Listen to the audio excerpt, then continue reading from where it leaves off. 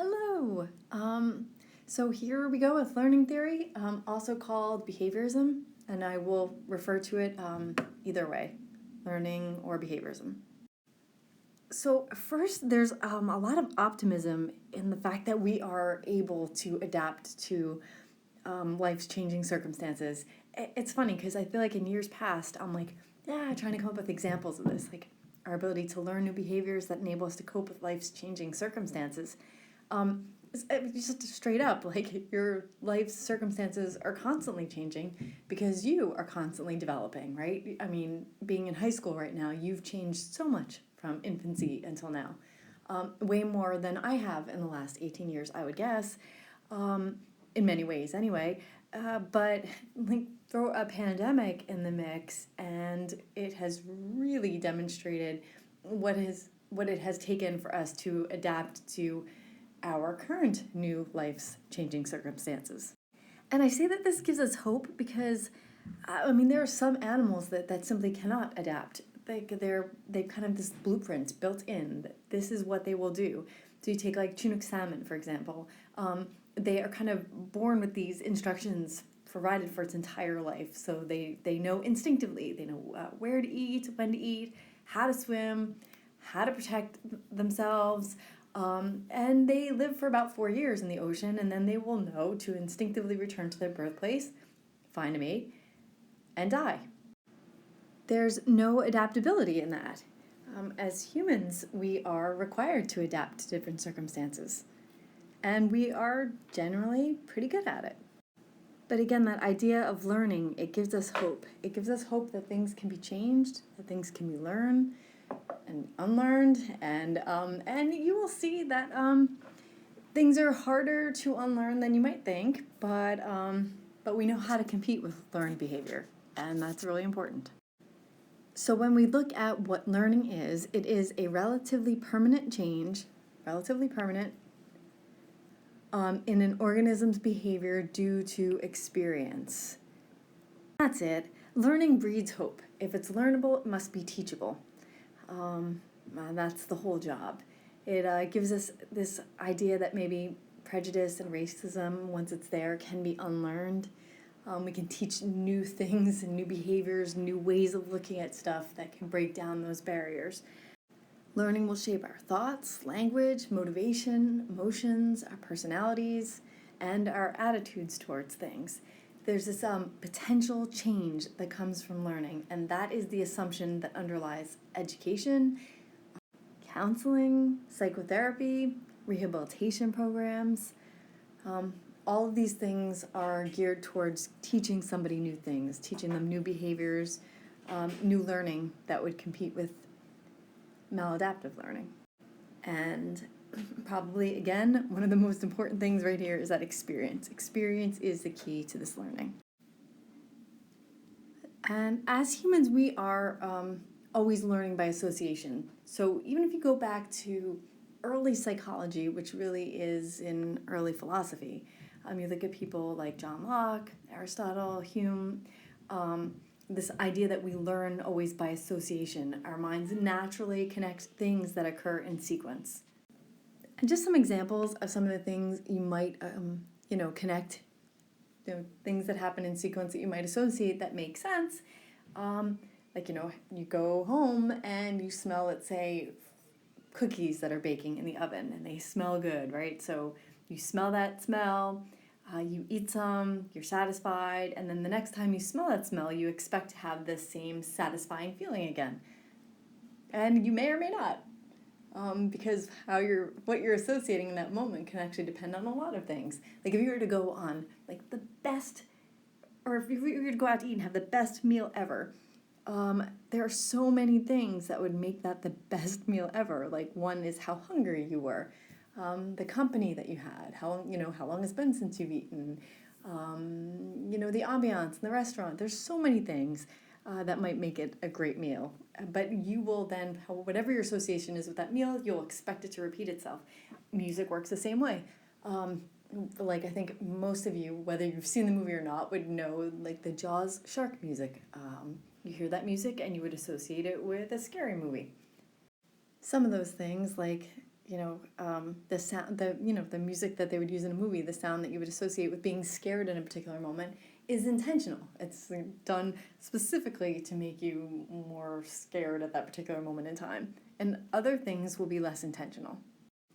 So this idea of linking two events together is called associative learning. Like you might have associated studying with getting the grades that you want. An animal might associate doing a trick with getting a treat, right? Infants very rapidly learn how to read faces. They know, like looking at a facial expression, they kind of have an emotional response that matches it. They recognize tone of voice as well. And you know that you walk into a classroom to a teacher, or you go home to a parent or guardian or a sibling, a friend, whatever, and you know so quickly what kind of mood somebody's in. You would even know if you had to ask a favor, if now is a good time to do it or not. And sometimes you can't quite pinpoint exactly what it is that's tipping you off, but there's some form of usually conditioning or some form of associative learning that's going to give you that clue. Some of it can be pretty subtle. Like if you were just to look at a neutral stimuli, wouldn't really matter what it was, but if you were to stare at something, right, something rather neutral, and as you look at it, if you were to push your hands down on the desk or table in front of you, while you were looking at it, you would have a more negative association with the thing that you're looking at than if you were to pull up from the bottom of the table. In case of your school desks, that could cause it to topple over, so perhaps just slowly and with some effort, kind of lift your arms up towards, the ceiling as you were doing it, and you would have a subtle emotional difference because of the associations that you would have with the two different movements. And this whole process will be done through classical or operant conditioning, and they so rarely act by themselves. We're going to separate it out because that's the job here, to make sure you know explicitly what classical conditioning is and what operant conditioning is, but they are almost always working together. So I will try to get you to tell them apart as best as we can. Okay, so if you kind of look at the definition of psychology in general, right? That's scientific study of behavior and mental processes. It didn't always start out that way. It wasn't always historically scientific, right? So it's going to begin really in philosophy. And remember that the aim of philosophy, science, religion, it's all really basically the same. It's to understand the world we're living in, right? To understand nature, to explain things, and the tools are different. So in religion, they would use faith. In philosophy, they would use reason, and that's really where psychology will start. And in science, they would use scientific methods, right? Experimentation and observation, that sort of thing. And behaviorists are saying, early behaviorists that is, are saying, yes, psychology is an objective science, so I need to be able to observe it and measure it. And then it's going to say initially that it should be studying behavior without any reference to mental processes. And so for a while, I think you can almost look at it a little bit cold, because behaviorism is not going to care so much what you think or how you're feeling about it. It's just going to look to target the problem behaviors and fix them, the negative emotions that you're having. And to that end, it is very useful still for some very specific things. It's often used in education, often used in therapy, rarely by itself, but it's still very effective. It has its limitations, and we'll go through it. But most behaviorists today would not agree with part 2 of there. So they would say yes, it should be an objective science, absolutely, but they would also say that your mental processes matter, and they should be studied as objectively as possible as well. You will find the earliest behaviorists, though, were not looking to do that. So starting with classical conditioning is working off of reflexive behavior, and that is key. When you're looking to tell the difference between classical and operant conditioning, there's your question, is it working off of a reflex? If it is, it's classical conditioning. If it's working off of a system of rewards and punishments, then you're looking at operant conditioning. And then we have Pavlov and his experiments. So Pavlov interestingly enough, he was not actually looking to study anything in the field of psychology. He had planned on becoming a Russian Orthodox priest, changed course, and received a medical degree at the age of 33. And he spent about 20 years studying the digestive systems of dogs. His work will earn him a Nobel Prize, and for very good reason. But first, let me just describe how he ended up where he did, because this is going to matter. So first of all, he had a hypothesis, and this was it, that dogs would produce more or less saliva depending on how dry or moist the food was that they were presented with. If you actually think about it anecdotally, just from your own personal experience, you don't look at a dry food typically and think oh wow, that's mouth-watering. You don't. But you might look at food that's I don't know, it depends what you're interested in, but for me, just a hot, melty brownie. I might find that mouth-watering. But his hypothesis was this: the drier the substance, the more saliva was needed the more saliva, I guess, was secreted and needed in order to consume the food. And that was what he was trying to test, which really runs counter, I would say, to most people's experience. But in any case, he very quickly became very annoyed at these dogs because he had set up these contraptions to try to collect saliva and, that whatever the dog was secreting. And he noticed that the dogs were producing saliva when there was no food there at all. So he noticed that it was, the presence of food would cause them to produce saliva, and he wanted to measure it in response to eating the food. Footsteps, the bowl, any sound associated with opening the food, the person who typically fed them being present. All of these things were causing them to drool, essentially, without the food. So he was calling this drool, by the way, he called it psychic secretions. And so you might want to remember that, psychic secretions. And at first he was completely annoyed by these psychic secretions. And then he decided, all right, well, maybe this is a new form of learning, and so let me just study this. So he tried to study these psychic secretions by imagining what the dog must be thinking or feeling as it drooled in anticipation of the food. We're all, I think, very grateful that he gave up on that line of thinking and decided to instead just simply and objectively measure what it was that he was observing. And what he did observe was the phenomenon of classical conditioning. And he arrived at classical conditioning, or Pavlovian conditioning, and what we have here is we're going to just focus actually first right on the letter here, S and R. You're going to notice that in every line we have an S and an R, stimulus and response. That's what we're looking at. And he discovered essentially that taking, and I will break every word down here though, but taking the unconditioned stimulus, which in the case was food, right? It would cause an unconditioned response of drool, essentially meaning that nobody had to teach a dog to drool in response to food. That happened automatically. You add a neutral stimulus. By neutral stimulus, it's one that does not elicit the response of drool. So if you ring a bell, let's say, a bell might cause you to reflexively orient, right, to turn your head in the direction of the sound, but it won't cause you to drool. So it's neutral in this circumstance. So you add a bell, let's say, a bell or a tone, right, pair it with the food, and the dog will drool. Do that enough times, and the neutral stimulus of the bell becomes a conditioned stimulus, and that bell will also then cause the conditioned response of drool. So whatever you associate with the thing that causes the drool will also cause the drool.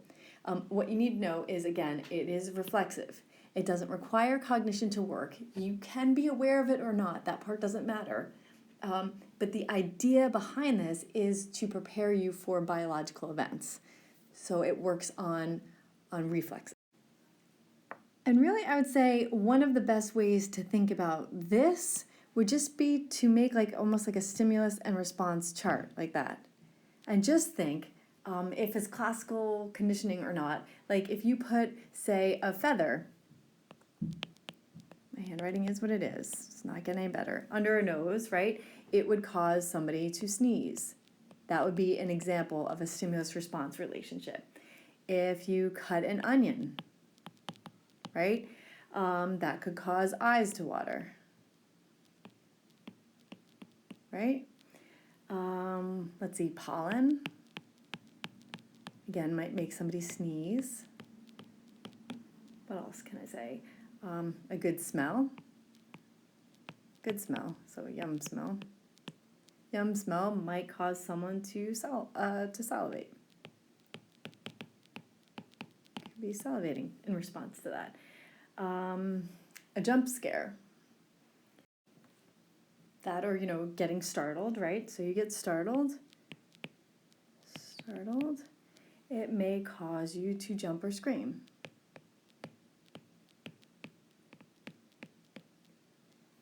And we could keep going, but you get the idea. What you want to think with classical conditioning is just something that's going to happen automatic. And nobody had to teach it to you, right? So it's going to build off of these types of relationships. And next we want to break down the vocabulary here. So first of all, when you see conditioned, it's something that is learned. So if it's conditioned, it didn't happen automatically. And if it's unconditioned, it was not learned. In fact, that it never needed to be taught. Whatever it was, it provoked the automatic response or was the automatic response to a stimulus. So as we look down the words here, you're going to want to notice that when I say unconditioned, right, whether it's a stimulus or response, it's nobody had to teach this. This is going to happen automatically. Conditioned, that means that it's learned. Neutral means that it simply isn't, it's not causing the response that we're looking for at this point yet. But the other words remain the same. So a stimulus is still the thing that would trigger the response, right? And there's a response. Those things still are what they are. So as you look at this in terms of Pavlovian conditioning, UCS, right? That's the unconditioned stimulus is going to lead to the unconditioned response. So in the case of food will lead to drool. The neutral stimulus, it could be paired with a light, a tone, a bell, a pat on the back, whatever it is, whatever that neutral stimulus is, it's something that wouldn't normally cause drool, right? Could cause another reflexive response, but drool wouldn't be it. Wouldn't cause a dog to salivate. So you add that neutral stimulus to the unconditioned stimulus. Notice I'm putting it before. The neutral stimulus is going to work better if paired right before the unconditioned stimulus. And I'll break that down for you as well. But essentially, remember, the NS would come first. So the bell, let's say, with the food would cause drool. You keep that pairing up for a few times, and eventually that neutral stimulus becomes the conditioned stimulus. And it would cause the conditioned response of drool. Now, when you're answering these questions, I want you to note this. So if I were to say, like, okay, in the case of Pavlovian conditioning, right, this would always be food, right? Your unconditioned stimulus, you have your food. And this would be drool. It's just faster to spell that out, right? Unconditioned stimulus is going to stay food, and the unconditioned response is drool. Now, here's the thing. The neutral stimulus is the bell, and the conditioned stimulus is also the bell, and the conditioned response is, again, drool. Now, here is key. This part is going to be key right here, is what it's responding to.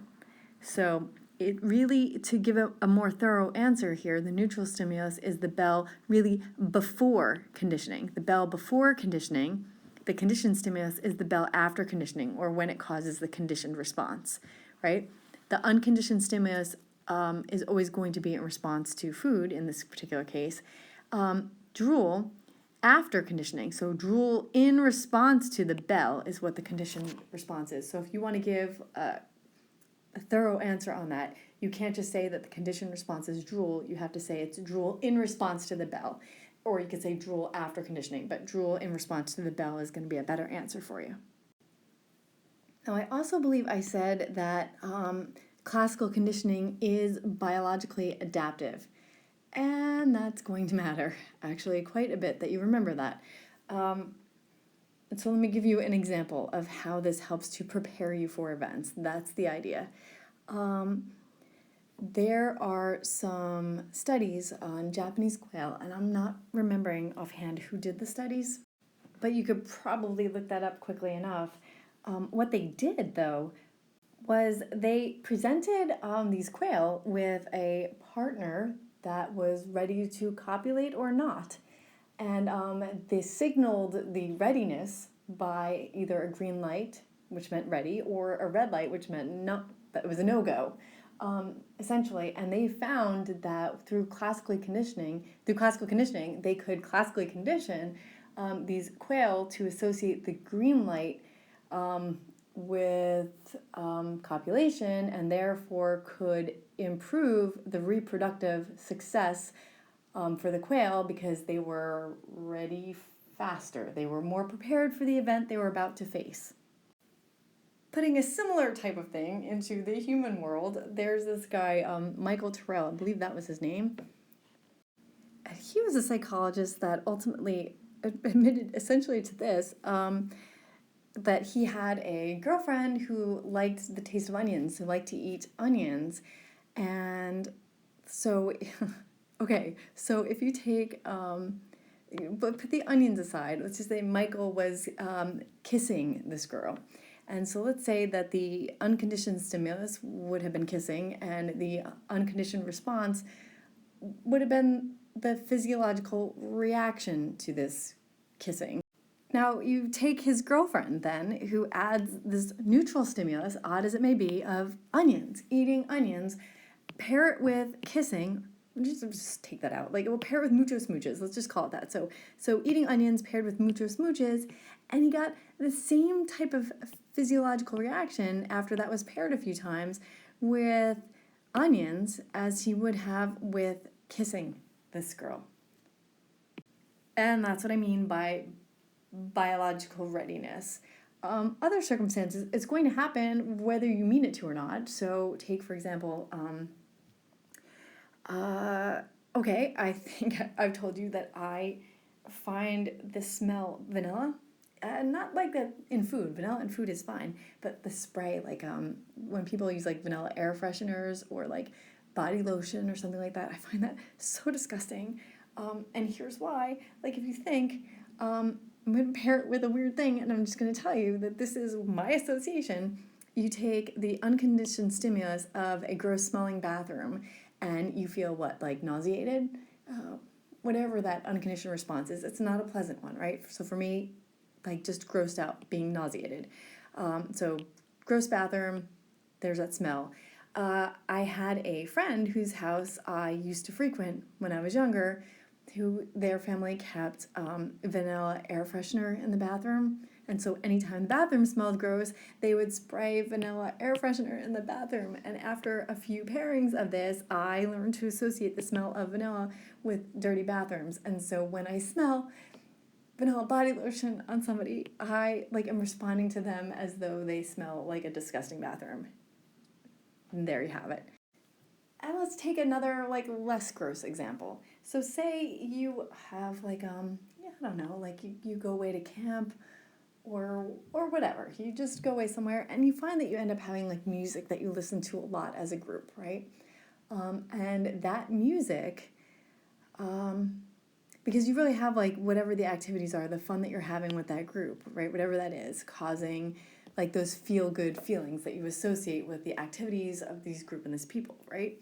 So you pair the music with it, they get tied with the people and the associations you have, and you end up getting a similar feeling. So you're driving to school, and one of the songs that you used to play at camp comes on the radio, and all of a sudden you're back there with your friends or reminiscing about something, and you've got those feelings associated with it. That is when the music itself will cause the conditioned response. Music works very well in terms of classical conditioning. People have a lot of strong associations with the music they listen to. In terms of classical conditioning, scents, also very powerful for us. But you can kind of think of a couple different examples. So if I give you a scenario, you want to be able to break down its parts. So if I say like, okay, so every time you take a shower, someone in your house flushes the toilet and it causes the water to turn cold.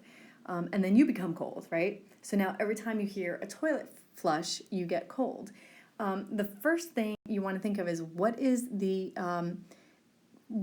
stimulus, what's the unconditioned stimulus and unconditioned response, the thing that didn't have to be taught. And that really is going to be that cold water is going to make you feel cold, right? So there is your unconditioned stimulus and your unconditioned response. Cold water makes you feel cold. Now, the neutral stimulus is going to be the flush of the toilet, because the flush of the toilet should not make you feel cold. So you pair the flush of the toilet with cold water, you feel cold. A few times of that, and eventually flushing the toilet can give you the feeling of being cold, even without the presence of cold water.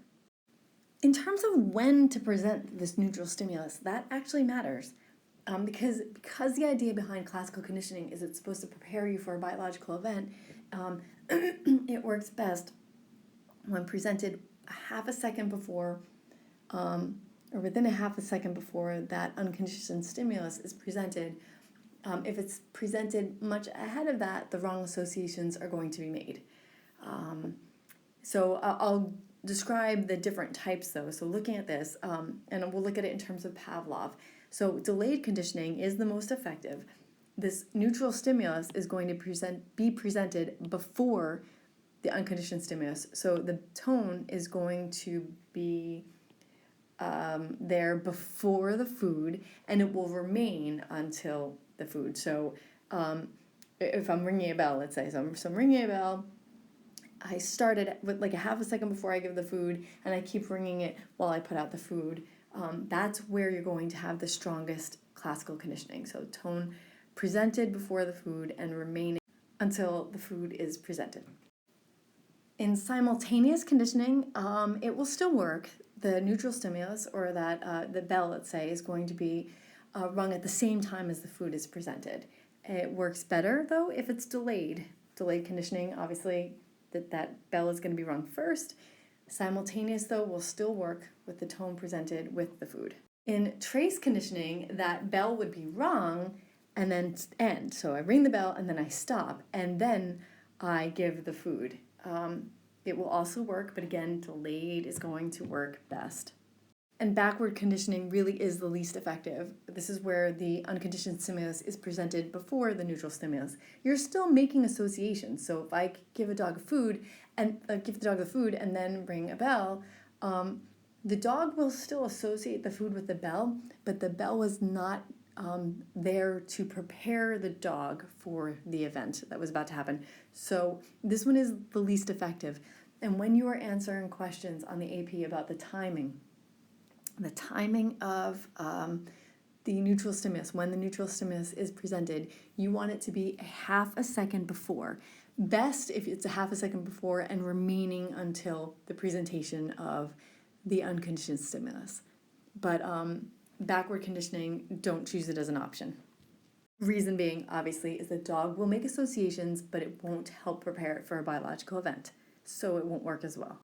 In these associated discoveries, I have them here with classical conditioning, but I want you to know that they are associated discoveries with classical and with operant conditioning.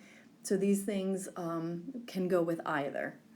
And I will try to use examples from both so you can see it. So acquisition is that initial point of learning. So when that neutral stimulus is associated with that unconditioned stimulus, in the case of classical conditioning, and you saw that initial point of learning happen with the quail, you saw it happen with Michael Tyrrell and the onions. So acquisition is that point when the association is made. For classical conditioning, that neutral stimulus has to be a half a second before, right? Otherwise, it's really not going to work. For operant conditioning, it has to happen within 30 seconds after. It's a different sort of thing. Extinction is often, I think, the goal in some cases. So extinction is when you're trying to remove classical conditioning, essentially. So the learning in classical conditioning or operant conditioning. So in the case of Pavlovian conditioning, if you keep ringing the bell and you stop giving food to the dog, eventually, keep ringing that bell, no food, like eventually the dog will stop drooling in response to the bell. It will learn to separate the two of them again. But, well, I'll give you the but for that one in a second. A similar thing would happen though, like you hear that song and it reminds you of your friends from camp and that makes you feel good. Sometimes you don't want to overplay it because if you keep playing the song without your friends there, the emotional response that you have to the song will lessen over time. So it's kind of the type of thing you might want to like pull out periodically, but don't overdo, you know, if you want to keep that feeling. If you're playing a song, let's say, that reminds you of somebody that you dated and broke up with, and that makes you sad, well, you keep playing the song, and eventually you won't think of that person anymore. I was like back in high school, dating somebody that like listened to a lot of Van Halen, and so like if it bothered me, I was not big into Van Halen, but this person was, and they played it a lot, and so for a while, if I heard a Van Halen song, it would make me think of this person. If that were problematic for me, which it isn't, if it were problematic for me, I could just simply like listen to a lot of Van Halen. Not seeing this particular person, I wouldn't be inclined to think about them then after that. At least not in association with Van Halen. And here's the problem on the other side is spontaneous recovery. So that reappearance of a weakened conditioned response after a rest or pause. So in the case of Pavlov, okay, so you keep ringing the bell and you don't give dogs the food. Eventually the dog stops drooling to the food, and now you wait. Come back the next day, or a week later, or a month later, or whatever it is. So long as the learning is there, learning is relatively permanent. So long as the learning is there, you ring the bell, you will see that drool come back to the bell. It won't come back as strong though. So as long as it's never again associated with that unconditioned stimulus, it will be weakened, but it will still be there. And what spontaneous recovery teaches us about learning in general is the permanent nature of it. You can compete with it, you can diminish it, you can learn other things that kind of block your access to it. But the neural pathways that you need for learning are in place. So bringing it back to Van Halen, like if I don't listen to Van Halen for a long time and all of a sudden I hear a Van Halen song, I might then think about this person again. But like less so because it's been a lot of years and I have no associations with them at all during that amount of time. So it will be weakened, but it will still be there. So you want to think, again, learning is relatively permanent. We can, though I don't want that to discourage you, because you can also learn things that compete with it, and I will get to that later in the unit. And when you generalize, or stimulus generalization here, the dog associates other sounds even though you had never intentionally paired them together. So the sound of, the footsteps of the person, the bag opening, whatever other sound was associated with the food. I know personally my dog likes to come and get pet a lot, and I guess I had inadvertently given her the signal that like once I wash my hands, I'm not going to be petting her again at that moment. So if she sees me wash my hands, she just goes into the other room. She gets the sign, and I've never paired that with anything, but she's learned to associate it with something. And you guys make these types of associations all the time. Like you just imagine that someone were to bring in a cake, but it was shaped like poop. Like you might be less inclined to eat it. Or if you've been pulled over by a police officer, you might start to notice like lights on top of people's cars, like those Casey lights that you see on top of Jeeps and whatnot, that you'll see them and associate them with a cop car and find yourself slowing down or slowing down in an area where you've been pulled over. By the way, you should not be speeding, so there's that. Someone who has been bit by a dog might become afraid of all dogs instead of just the dog that bit them, or maybe that type of dog. So like let's say you got bit by a black lab, which would be unusual, right? So hope that whole scenario would be unusual, but like you get bit by a black lab, let's say, you could be scared of all dogs, you could be scared of all labs, or maybe just all black labs. People make other sorts of generalizations too, whether they realize it or not. You look at a person who's got more of a childlike face or childlike facial features, and people tend to find them more trustworthy, whether or not they should. And discrimination, or stimulus discrimination, is this learned ability to distinguish between a conditioned stimulus, and that would be something that predicts an unconditioned stimulus, and other stimuli that are irrelevant. This absolutely has survival value. But in like a simple way, you might learn to distinguish your cell phone ring from somebody else's cell phone ring. We had a golden retriever years ago when I was, I guess, in my 20s, and she would be allowed to eat her food when somebody said, "good girl." And so my brother would tease her a little bit and say, "food curl," to see if she would eat, and she ultimately learned the difference between good girl and food curl. So she started to listen for those initial sounds so that she can tell. You might learn to be scared of a particular type of dog if you had been bitten, not all dogs. That would be stimulus discrimination. And you guys are doing this level of discrimination all the time in classical or operant conditioning, and you know it. You know when you have too much on the plate. You know that there is one teacher you might be more likely to ask for an extension than another. You might know when you want to go out and hang out past your curfew that there might be one parent or guardian that you're more likely to ask instead of another. So you're making these kinds of distinctions all the time, whether or not you're explicitly aware of it.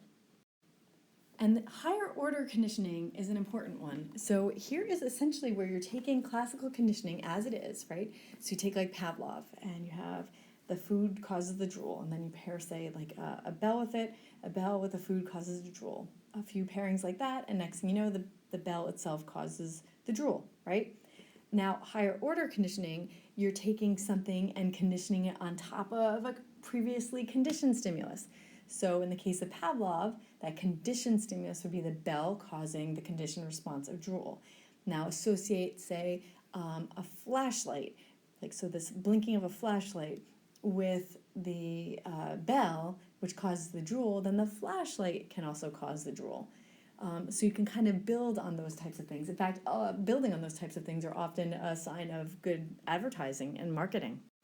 So take a place like McDonald's, which is a place that a lot of little kids like to go to, right? So they will associate McDonald's with, I don't know, those French fries or chicken nuggets or whatever it is they like to eat there, right? And then eventually they'll see those golden arches. The golden arches are associated with McDonald's. McDonald's is associated with the food. This is higher order conditioning because it's the food that they're finding satisfying. McDonald's are associated with the food, and then the golden arches that they associate with McDonald's, and thus you're building on associations. That's higher order conditioning. And I am realizing that moving on to classical conditioning under John Watson might be a little ambitious for right now, but it is fascinating. I think that you will find what he did very interesting, if not troublesome. So first of all, John B. Watson, he's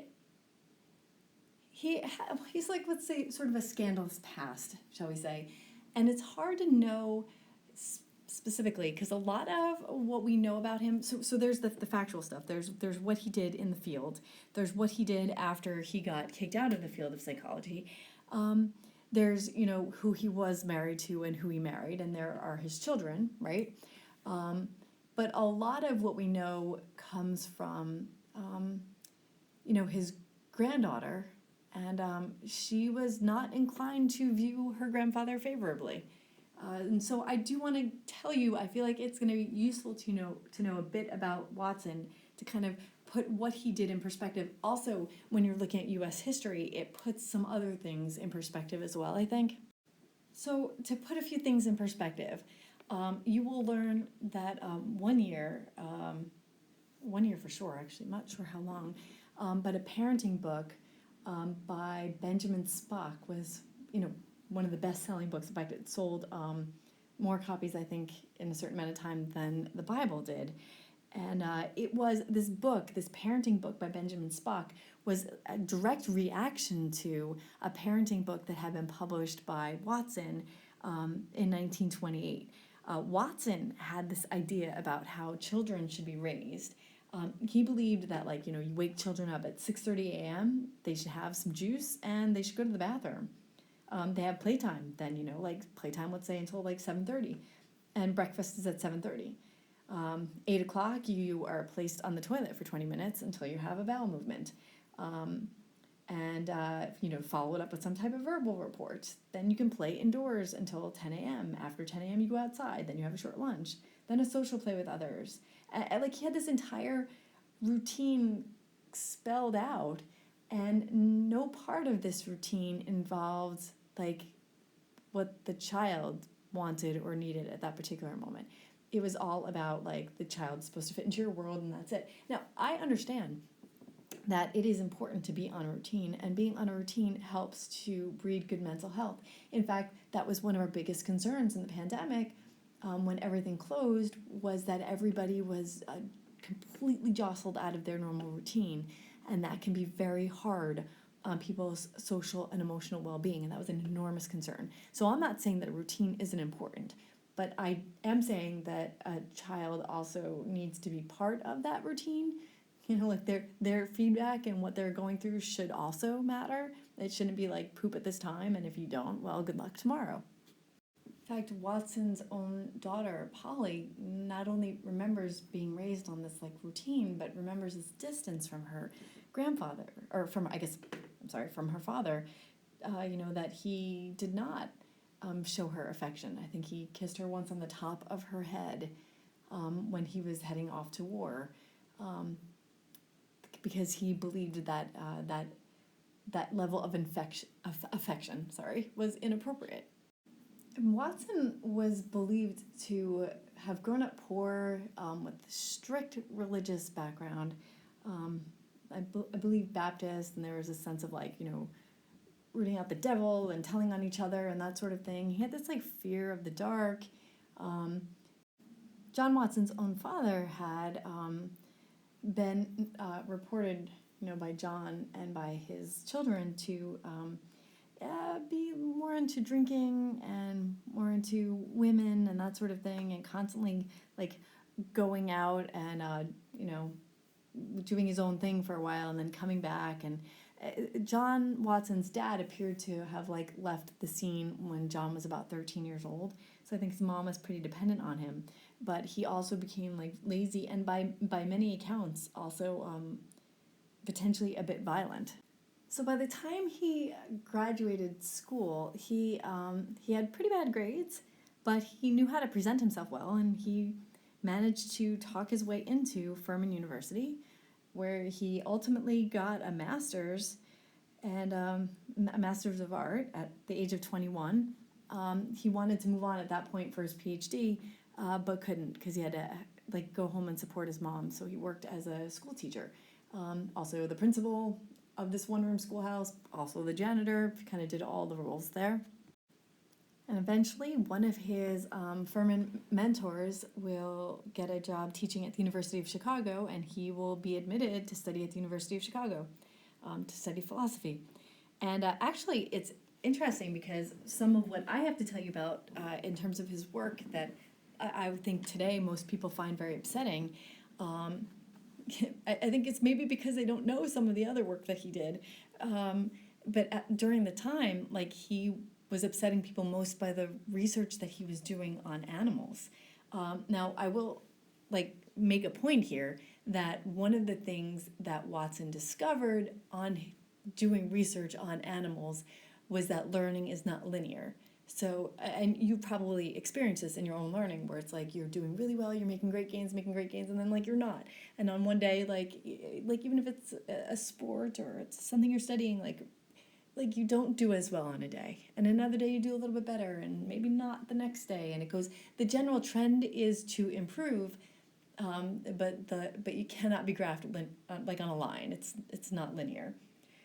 And so he was putting animals in a labyrinth. So he's got this maze essentially where there are these hidden doors, and he builds these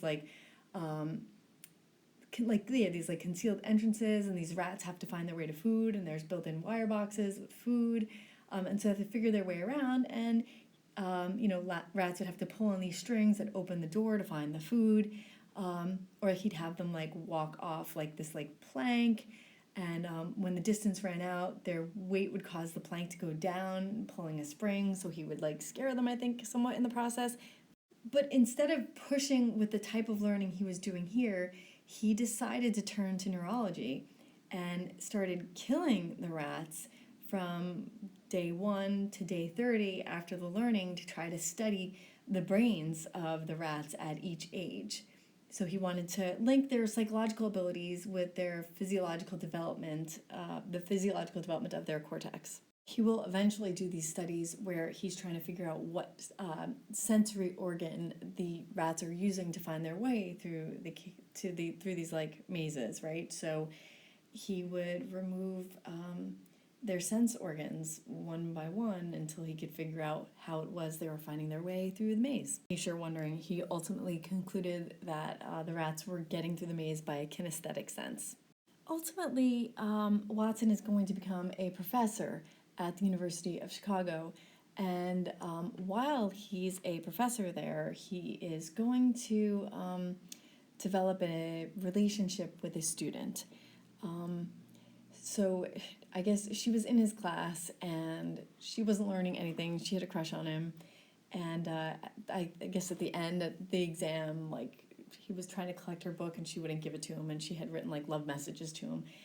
Next thing you know, they start dating, and but to tell you who this woman was first, her name was Mary Ickes. Now, I'm not sure if that name means anything to you at this point, but Mary Ickes, not only his student, but she was she was politically connected. So her brother Harold was the Secretary of the Interior under FDR. So you have really a prominent political family. And Harold found out that they were dating and that they planned to get married. And he, basically rushed over to try to stop it from happening. But they were already married and Mary was expecting. And so, sort of to save face, Harold threw a wedding reception instead to celebrate that. And they got married, and they gave birth, or I guess Mary gave birth to their first daughter, Mary Watson, and she's the one they call Polly. She is also the mother of the one who kind of wrote the tell-all about John Watson, but it would be from Polly's perspective. Ultimately, in 1908, Watson will be offered a teaching position for higher pay at Johns Hopkins, and he will work there. But he continues to have affairs with other people, and Mary, according to, Mary, I guess, according to Polly and her daughter, kind of was used to the fact that she had an unfaithful husband, and the people that he would have affairs with would sort of come and go until Rosalie. And I will show you a picture of Rosalie. Rosalie Rayner would have been about 19 when Mary Ickes, I don't know how old Mary Ickes was. So I guess Rosalie would have been 19 when John Watson was about 40. And their daughter Polly was about 16. So much closer to Rosalie's age. Polly was much closer to Rosalie's age than she was to Watson's age. And this particular affair, according to the family, didn't really go away. And Mary did the best she could to try to make it go away, but it didn't. And the families ended up becoming close. And at some point, they were vacationing together at this point, families getting together. And Mary goes, feigning having a headache. She goes to Rosalie's room and starts looking around until she finds notes that Rosalie and John Watson wrote each other. And she calls it out in front of everybody and is like, listen, that's it. Like, you know, thinking that this would end everything, and it didn't. John Watson wanted to stay with Rosalie, and some pretty nasty stuff happened in there in the process. But essentially, because of the day and age it was, you know, getting a divorce was, you know, very frowned upon. Mary had said essentially that she wanted a divorce, and that agreement was this, that basically she could keep everything. There's really just one condition, that the letters and the affair never become public. And so they had agreed to the terms. Mary said that she would not share the letters with anyone, and Mary kept her word. But Mary's brother Harold did not. He was not part of that, and as soon as Mary had her divorce, Harold got copies of the notes into the mailbox of the dean at Johns Hopkins, and John Watson ends up getting fired and really getting kicked out of the field, essentially. So he lost all of his credentials at that point. John Watson, being who he was, really, he does, like, essentially, like, he gets mad, first of all, and he and Rosalie do end up getting married. He ends up having 2 more sons, and, or I guess 2 more sons, 2 more kids, so 3 kids in total, and he gets mad, and he burns all of his research that wasn't published at that point. He gets rid of it, and they move off, and he's kind of got to start over again. And he does so by getting a job in a store. I want to say it was like Macy's, but something like that. He gets a job in a store just stocking shelves. And Watson almost can't help himself with the research and stuff. So he found himself stocking shelves and noticing that he could control a lot of what people bought by where he placed them in the stores. So he could make something sell more just by putting it on the end caps or putting it closer to the register, depending on the price of it and where it was. And so he started moving stuff around, to test these hypotheses that he had, and ultimately will make a career for himself in advertisement. And there are many, like, ads that he kind of had his stamp on, if you will, that you might have been familiar with. Like some of the old Camel cigarette ads, the Johnson's baby powder ads. And why am I telling you all this? Because I do think it will help you to remember him. And when I tell you what he did and why he fits into classical conditioning, a lot of what he did and where he stopped is going to make a lot more sense if you kind of just put him in perspective historically with his history.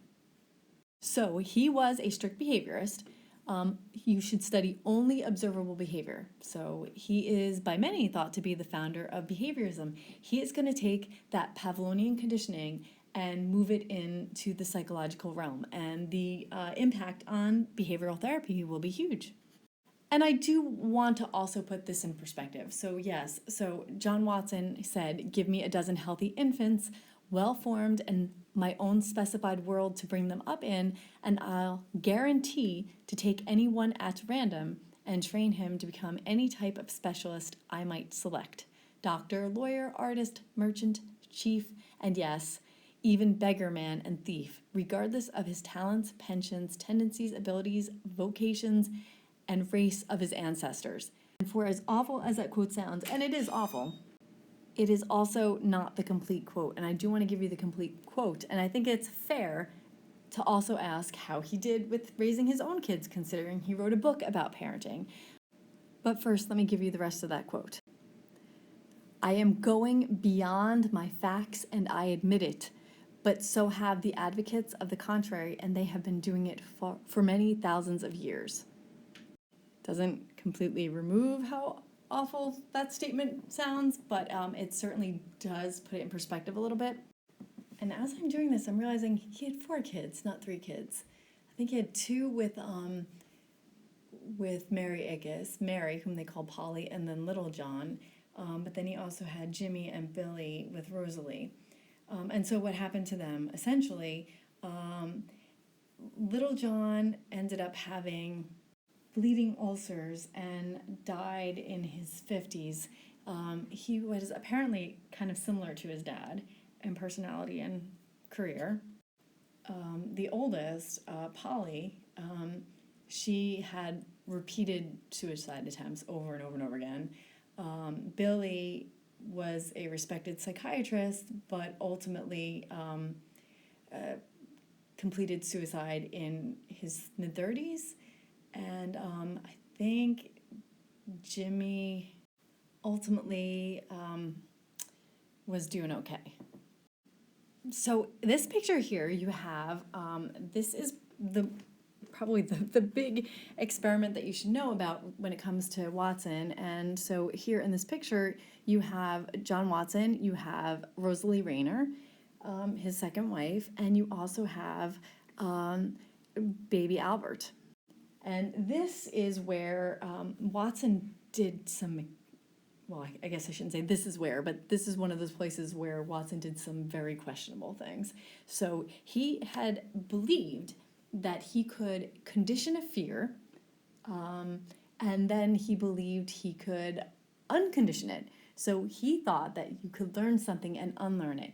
He wasn't aware of the relative permanence of learning.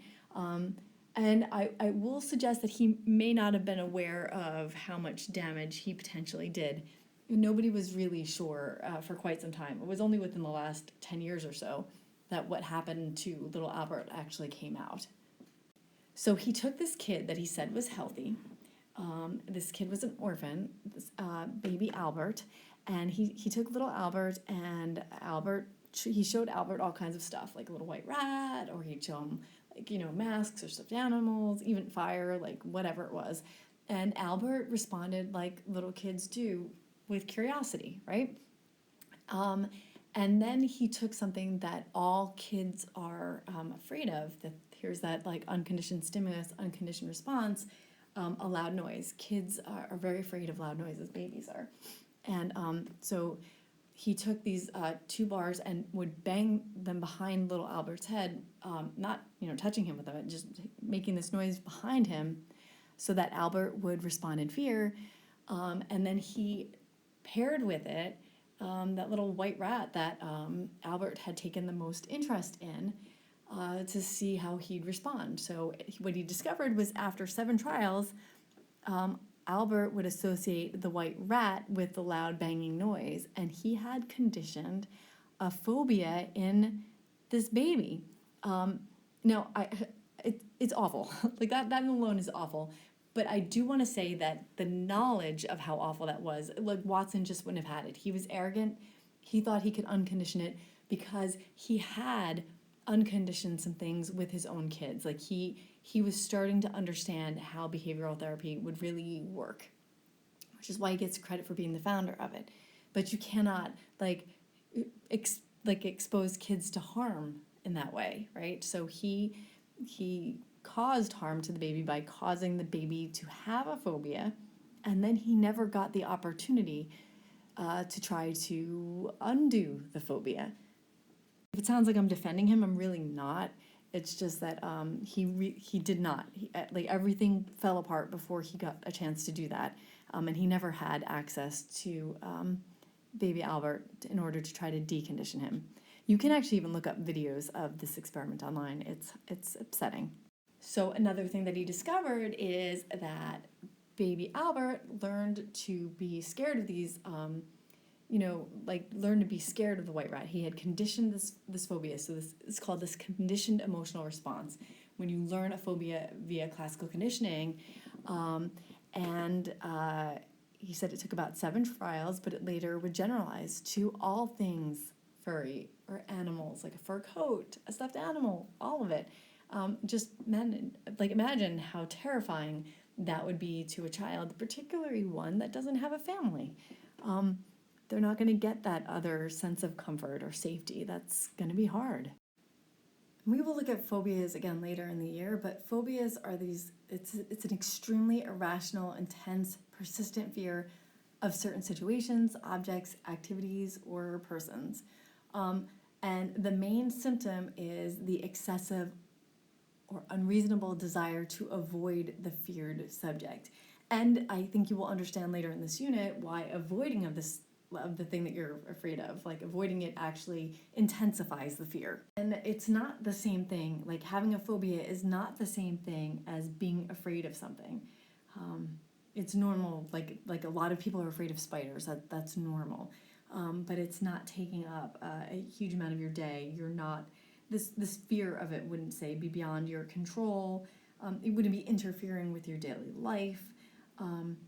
So you're looking for with phobias, it's like a very intense, very excessive fear that's time consuming. Now, because Watson left the field, right, or was kicked out, if you will, he never got the chance to try to unteach, if you will, those things that he had taught little Albert, which we know would not have been the way to do it anyway. He did, however, help somebody later on, somebody by the name of Mary Cover Jones. He helped them with a desensitization process, and I will explain that later on. But he will help Mary with this, with actually Peter and the Rabbit. But looking at just criticisms of his work here, obviously, he violated ethical guidelines for scientific research, even for the time, not even just for today's time. He ended the experiment without extinguishing it, so he showed a gross disregard for Albert's well-being. Even though he was not really given the opportunity to, it still needed to be done. He used subjective measurements, not objective measurements. So when you look at what he's defining as fear, he did not operationally define it. It's not actually very clear how that was being measured. And when we're looking at other applications of classical conditioning, so I will talk about it therapeutically a little later in this unit, but obviously when you look at people who were, say, former drug users, they're supposed to stay away from people, places, and things that trigger the desire for a drug. That's because the person will have classically conditioned associations with the using of a substance. It's also why somebody who, say, let's say, uses needles to take a drug might, without the drug, use the needle for some of the classically conditioned associations with it. Take it in an easier way, I think. If you think of like, okay, so people standardly say when you get sick, have chicken noodle soup. Does chicken noodle soup have any medicinal properties? No. But if you think about when you're sick, you're most likely to eat when you start to feel better, and you start to feel better after you've taken something to help you feel better sometimes, right? Or just the time of day, or whatever it is. And so whatever it is that you're taking to help you feel better, or if it's a time of day or whatever, that all gets associated with with having some chicken noodle soup, let's say. And then eventually chicken noodle soup will have similar effects on you as would taking whatever the medication was. So does it have medicinal properties in itself? No, but it does by classically conditioned association, and that's real.